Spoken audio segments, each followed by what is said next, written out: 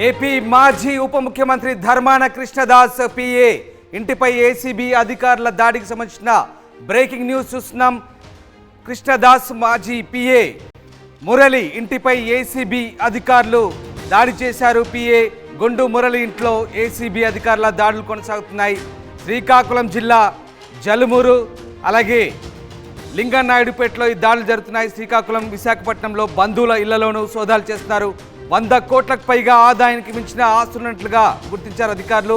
ఇక ఆదాయానికి మించి ఆస్తులు కలిగి ఉన్నారన్న పక్కా సమాచారంతో గుండు మురళి సారవకోట పిహెచ్సిలో ప్రస్తుతం ల్యాబ్ అసిస్టెంట్గా పనిచేస్తున్నాడు. ఈ నేపథ్యంలో ఆయనపై ఏసీబీ అధికారులు దాడి చేస్తున్నారు. మాజీ ఉప ముఖ్యమంత్రి ధర్మాన కృష్ణదాస్ పిఏగా పనిచేశాడు గుండు మురళి. ఆదాయానికి మించి ఆస్తులు కలిగి ఉన్నాడనే నెపంతో ఆయన ఇంటిపై, బంధువుల ఇళ్లపై దాడి జరుగుతుంది. శ్రీకాకుళం, విశాఖపట్నంలో ఏకకాలంలో ఈ దాడులు కొనసాగుతున్నాయి. 100 కోట్లకు పైగా ఆదాయానికి మించి ఆస్తులు కలిగి ఉన్నారన్న సమాచారంతో రైడ్ చేస్తున్నారు ఏసీబీ అధికారులు. ప్రస్తుతం ఆయన సారవకోట పిహెచ్సిలో అసిస్టెంట్గా పనిచేస్తున్నాడు.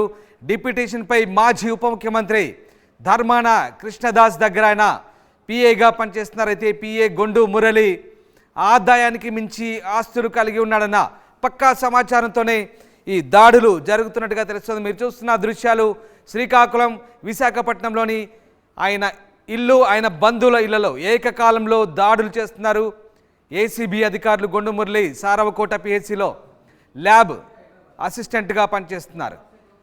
రైట్, ఎస్, మీరు చూస్తున్న దృశ్యాలు మురళి, మాజీ ఉప ముఖ్యమంత్రి మురళి కృష్ణదాస్ పిఏ మురళి ఇంట్లో జరుగుతున్నటువంటి ఏసీబీ దాడులకు సంబంధించిన దృశ్యాలవి. మురళి ఇంట్లో ప్రస్తుతం ఏసీబీ అధికారులు ఏకకాలంలో దాడులు చేస్తున్నారు. విశాఖ అలాగే శ్రీకాకుళం సంబంధించినటువంటి ఇళ్లలో ఆయన బంధువుల ఇళ్లలో జరుగుతున్నటువంటి ఏసీబీ అధికారుల తనిఖీలకు సంబంధించిన దృశ్యాలవి. 100 కోట్లకు పైగా ఆదాయం ఉన్నట్టుగా గుర్తించారు.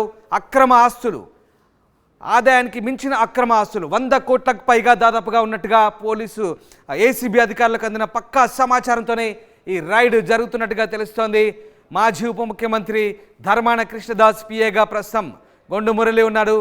ఆయన ల్యాబ్ అసిస్టెంట్గా పనిచేస్తున్నారు. అయితే డిప్యూటేషన్పై ఆయన కృష్ణదాస్ దగ్గర ప్రస్తుతం పనిచేస్తున్నట్టుగా తెలుస్తోంది. సారవకోట పిహెచ్సి నుంచి డిప్యూటేషన్పై కృష్ణదాస్ దగ్గర ప్రస్తుతం ఆయన పనిచేస్తున్నారు.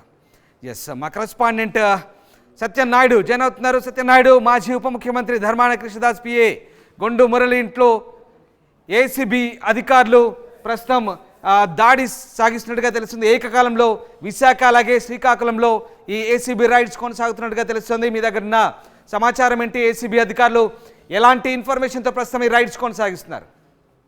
రామ్దాస్, మాజీ ఉప ముఖ్యమంత్రి ధర్మాన కృష్ణదాస్ వద్ద గత 3 ఏళ్లు పిఏగా వ్యవహరించిన గుండు మురళి మాత్రం ఆయన స్వగ్రామం ఏదైతే జల్మూరు మండలం సంబంధించిన ఆయన ఏదైతే సారవకోట పిహెచ్సిలో ఆఫ్టర్ ఒక చిన్న ల్యాబ్ టెక్నీషియన్గా పనిచేస్తున్న మురళిని మాత్రం డిప్యూటీ సీఎం దగ్గర పిఏగా నియమించడం జరిగింది. 3 ఏళ్ల పాటు ఆయన విధులు నిర్వహిస్తున్న క్రమంలో అక్రమ ఆస్తులు దండిగా కూడబెట్టారని వచ్చినటువంటి ఫిర్యాదు మేరకు ఈరోజు తెల్లవారుజామున 3 గంటల నుండి 5 బృందాలు ఏసీబీ అధికారులు విడిపోయి జలుమూరు, సారవకోటతో పాటు ఇటు కోటబొమ్మాలి, అదేవిధంగా శ్రీకాకుళం జిల్లాలో ఉన్నటువంటి ఆయన సొంత ఇల్లు, అదేవిధంగా వైజాగ్లో వాళ్ళ బంధువులు ఏకకాలంలో 50 మంది అంటే 5 సిఐలు, ఒక డిఎస్పీ నేతృత్వంలో ఈ రైడ్లు జరుగుతున్నాయి. ఈ రైడ్లో మాత్రం ఇప్పటికే పెద్ద మొత్తంలో ఆయన పేరున చాలా ఇల్లున్నాయి, అది ఫ్లాట్లు ఉన్నాయి, అదేవిధంగా భూములు కొనుగోలు కూడా జరిగిన డాక్యుమెంట్ ఎవిడెన్స్ కూడా దొరికింది.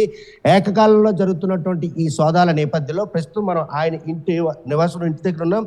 ఈ ఇంటి వద్ద ఆయన నివసిస్తున్నారు. శ్రీకాకుళం అంటే కలెక్టరేట్ బంగ్లా సమీపంలో ఉన్నటువంటి సొంత ఇల్లు ఇది. ఈ ఇంటిని మాత్రం ప్రస్తుతానికి అద్దెకి ఇవ్వడం జరిగింది. అద్దెకి ఇచ్చిన క్రమంలో ఒక ఆయన ఇక్కడ ఉన్నారు. ప్రస్తుతం ఏసీబీ అధికారులు మాత్రం ఈ సోదాలు తెల్లవారుజామున నిర్వహిస్తున్నారు. ఈ సోదాలు నిర్వహించిన విషయంలో మాత్రం ఏకకాలంలో 5 అంటే ఒక డిఎస్పీ బీవీఎస్ మూర్తి నేతృత్వంలో భాస్కర్ సిఐ జల్మూరు, అదేవిధంగా రమణ సిఐ చూస్తే కనుక సారవకోట, మహేష్ సిఐ శ్రీకాకుళం, అదేవిధంగా శ్రీనివాస్ కూడాను ఈ దీంట్లో పాల్గొను.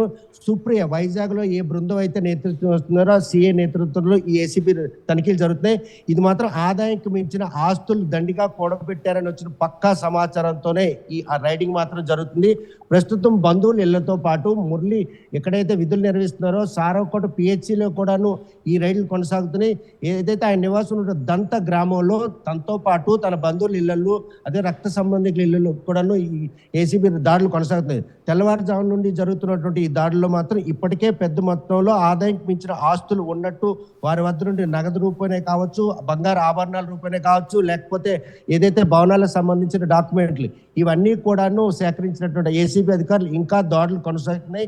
ఎటువంటి ఫిగర్ను కూడా బయటికి చెప్పే పరిస్థితి, ఎందుకంటే ఇది బిగ్ హ్యాండ్గా వాళ్ళు పరిణామాలు తీసుకున్నారు. ఒక మాజీ ఉప ముఖ్యమంత్రి వద్ద ఒక పిహెచ్సిలో పనిచేస్తున్నటువంటి సాధారణ ఒక ల్యాబ్ టెక్నీషియన్ ఇంత ఆస్తులు ఎలా వచ్చాయి, వారికి తాతల తండ్రుల నుండి దక్కలేని ఆస్తులా, లేకపోతే తన సోదరుడు దుబాయ్లో ఆయిల్ రిఫైన్లో పనిచేస్తున్నారో ఆయనకి కూడా పెద్ద మొత్తంలో శాలరీ వస్తుంది, దానికి సంబంధించిన ఆస్తులు ఏమైనా ఈ నెగోషియేట్ చేస్తున్నారా, లేకపోతే ఈ 3 సంవత్సరాల్లో ఉప ముఖ్యమంత్రి వద్ద ఉండి ఈ ఆస్తులను కూడగట్టారా అన్నటువంటి విషయంలో మాత్రం లోతుగా అంటే తనిఖీల్లో బయటపడిన ప్రతిదాన్ని కూడా లోతుగా ఏసీబీ అధికారులు సోదా చేస్తున్నారు. మొత్తం 5 బృందాలుగా తెల్లవారుజాము నుండి విశాఖపట్నం, శ్రీకాకుళంతో పాటు కోటబొమ్మల్లి, సారవకోట, అదేవిధంగా ఆయన సొంత గ్రామం దంత, ఈ 5 చోట్ల కూడా ఏకకాలంలో జరుగుతున్నటువంటి ఈ సోదాల్లో మాత్రం దానిలో ఆస్తులకు సంబంధించిన డాక్యుమెంట్లతో పాటు ఆభరణాలు, వారికి సంబంధించినట్టు రక్త సంబంధికుల బంధువుల ఇళ్లలో కూడాను ఈరోజు సోదాలు కొనసాగుతున్నాయి. ఇప్పటి వరకు కూడాను బయటికి రాకపోయినా కూడా వాళ్ళది సంపన్నమైన కుటుంబం కాబట్టి వాళ్ళకు ఉన్నట్టు భూములు మాత్రం లెక్కలేని ఉన్నాయి. అదేవిధంగా ఫ్లాట్ల రూపంలో కూడా చాలా ఇళ్లను కొనుగోలు చేశారన్నట్టు విషయం కూడాను బయటకు వచ్చింది. ఎందుకంటే వైజాగ్లో ఫ్లాట్లు ఉన్నాయి, శ్రీకాకుళంలో ప్రస్తుతం మనం ఉన్నటువంటి ఇల్లు 2 ఇళ్ళు అవి అద్దెకిచ్చున్నారు. ఇక్కడే మురళి పిఏగా ఉన్నప్పుడు కూడా ఉంటుండే, కాకపోతే గ్రామంలో ఉండడంతో పాటు పిహెచ్సి నుండి డిప్యూటీ నాయుడు అంటే ఆస్తులకు సంబంధించి ఇప్పటి వరకు ఎన్ని ఆస్తులు బయటపడ్డట్టుగా అధికారులు చెప్తున్నారు, ఏమైనా ఇన్ఫర్మేషన్ బయటికి లీక్ అయిందా? అలాగే ఒకవేళ పిఏ మురళి గతంలో డిప్యూటీ సీఎంగా పనిచేసిన కృష్ణదాస్కు సంబంధించి ఏదైనా బినామీగా ఉన్నట్టుగా ఏమైనా ఆరోపణలు ఏమైనా వస్తున్నాయా? దీనికి సంబంధించి అధికారులు ఏమైనా సమాచారం ఇస్తున్నారా? ఆదాయానికి మించిన ఆస్తులు మురళి కూడబెట్టారని వచ్చిన ఫిర్యాదులో మాత్రం మాజీ ఉప ముఖ్యమంత్రి ధర్మాన కృష్ణదాస్కి ఈయన బినామీగా వ్యవహరించాడని ఆరోపణలు వెల్లువెత్తడంతోనే ఏసీబీ అధికారులు ఫిర్యాదు రావడం జరిగింది. ఆ ఫిర్యాదు రావడంతోనే ఏకకాలంగా 6 నెలల పాటు ఎక్సర్సైజ్ నిర్వహించిన తర్వాత ఈరోజు తెల్లవారు 3 గంటల నుండే మొత్తం బంధువులతో పాటు ఆయనకు సంబంధించిన అన్ని వివరాలు సేకరించే 5 బృందాలు, ఒక్కొక్క బృందంలో 7 నుండి 10 మంది అంటే ఏసీబీ సిబ్బంది ఉన్నారు. ఒక సిఐ నేతృత్వంలో 5 సిఐ నేతృత్వం 5 బృందాలు, అది ఒక డిఎస్పీ దీని అందరినీ లీడ్ చేస్తున్నారు. ఇటువంటి తరుణంలో పక్కా సమాచారంతోనే ఏసీబీ దాడులు కూడా కొనసాగుతున్నాయి. కేవలం రాష్ట్ర ఉప ముఖ్యమంత్రి పనిచేసిన పిఏగా కాకుండా ఒక ల్యాబ్ అసిస్టెంట్గా ఉన్నటువంటి టెక్నీషియన్గా ఉన్నటువంటి మురళికి ఇంత పెద్ద మొత్తంలో ఆస్తులు ఎలా వచ్చాయి, ఏమైనా తాత తండ్రుల నుండి దక్కలైనటువంటి ఆస్తుల, ఈ ఫ్లాట్ల కొనుగోలు విషయంలో ఇటీవల ఈ 3 సంవత్సరాల్లో కొనుగోలున్నటువంటి ఆ ఫ్లాట్ల అన్న విషయంలో కూడా ఇప్పటివరకు దర్యాప్తు కొనసాగుతుంది. అయితే ఇప్పటివరకు సేకరించిన లోతుగా పరిశోధన కాదు, ఎందుకంటే ఒక ఉప ముఖ్యమంత్రి దగ్గర పిఏగా పనిచేసినటువంటి మురళికి ఇన్ని ఆస్తులు ఎలా వచ్చాయి, వారికి ఫోర్ ఫాదర్స్ నుంచి దఖలైనటువంటి ఆస్తులు అవ్వచ్చు, లేకుంటే ఆయన సోదరుడు కూడాను ఉన్నత స్థాయి ఉద్యోగంలో ఉన్నాడు, దానికి సంబంధించిన ఆస్తులకి ఏమైనా ఈయన బినామీగా వ్యవహరిస్తున్నారు. 2 కోణాల్లో కూడా అంటే సోదాలు నిర్వహిస్తున్నారు. ఎందుకంటే ఈ తనిఖీల్లో బయటపడినటువంటి డాక్యుమెంటేషన్ కావచ్చు, ఈ ఆభరణాలు కావచ్చు, ఆస్తికి సంబంధించిన వివరాలు కాదు, వీటన్నిటి కూడా ఒక క్లారిటీ ఉంటుంది. ఏదైనా రిజిస్ట్రేషన్ జరిగినప్పుడు ఆ రిజిస్ట్రేషన్ డేట్ 2019 నుండి 22 వరకు ఆయన దగ్గర పిఏగా వ్యవహరించారు. ఏదైతే మంత్రివర్గ విస్తరణ తర్వాత ఉప ముఖ్యమంత్రి పదవి పోయి ధర్మాన ప్రసాద్ గారు రెవెన్యూ శాఖ మంత్రి ఇచ్చారు. ఈ నేపథ్యంలో ఆయనకు మాత్రం 3 ఏళ్ల పాటు ఆయన దగ్గర పనిచేసినప్పుడు ఇంత పెద్దలో కూడబెట్టారా లేదా డాక్యుమెంటెడ్ ఎవిడెన్స్ ఉంటుంది. ఆ ఎవిడెన్స్ విషయంలో మాత్రం అధికారులు తనిఖీలు నిర్వహిస్తున్నారు. ఏదైతే సోదాల్లో బయటపడినటువంటి మొత్తాన్ని కూడా స్వాధీనం చేసుకున్నారు. మురళిని కూడా అదుపులో తీసుకొని విచారిస్తున్నారు.